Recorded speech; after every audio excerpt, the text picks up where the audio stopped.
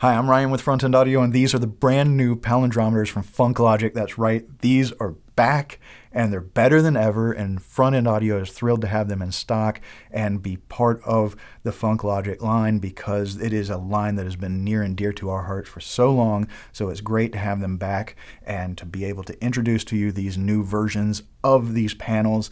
Of course, you'll all remember the original 3-space. This is now the 303. But they have the new 202 2-space, 101 1-space, and 505 500 series panel. Now, if you're not familiar with FunkLogic and the palindrometers, the name comes from the word palindrome, which is, of course, a word or phrase that is the same forward as it is backwards, the most recognizable one being race car. It's the same forward as backwards. And you'll notice that all of the controls on all of these units are palindromes. You have redder. You have tube debut. If you look at the 2-space and the 3-space, you'll see this graph, and that's a mathematical palindrome. So they went to that level of detail, and it's a really cool thing. Now, what these are filler panels, right? We all have blank spaces, gaps in our rack that we need to fill. And maybe we have those blanks because we don't have the gear to fill them, or maybe we have to have space for ventilation, right? Maybe we have tube gear that needs the ventilation, or in many cases, a lot of modern solid-state gear puts out even more heat than tube gear does, so we have to have those spaces for the heat to be able to dissipate. We all have traditional blank panels. They do their job. They're wonderful, but they're boring. These are interactive filler panels, right? You have real pots now. You have switches, you have functioning LEDs, right? So it's aesthetically more pleasing and it's more fun to interact with. You can, it makes your rack look like it's fully loaded with gear, and you can probably use this to prank some people as well.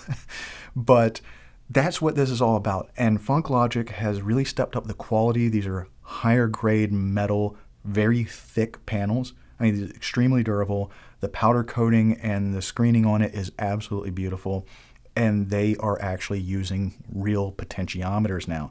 On the original version, you did have real switches. The LED did work, but you did not have real potentiometers. You have real potentiometers on this. And if you look on the back of it, you can see the pots, you can see the switches. You'll also notice that the LED is no longer battery powered. The original units had a battery holder that held 2 AA batteries, so when the batteries went, you had to take the panel off, switch out the batteries, and pop it back in. Now, this is USB powered using a standard USB-A to USB Mini-B cable, and that can be connected to your computer, it can be connected to a traditional adapter, or it can many power supplies or power conditioners like Furman's, for instance, that I use in my home studio, have USB ports on the front of them, as well as on my guitar rig, I have the Eventide Power Max for all of my effects pedals, and that has a USB port on it. So you have a wide variety of ways that you can power this LED, but the cable also works for smartphones and devices, so you can have dual functionality. If you're like, oh, I need to hook up my phone to the computer for a second, you can always unplug it and plug that in, and that's a very cool factor. If you need a cable, here at Front End Audio, we do actually sell those, and those are linked in the product description. It is only functional for the 3, 2, and 1U.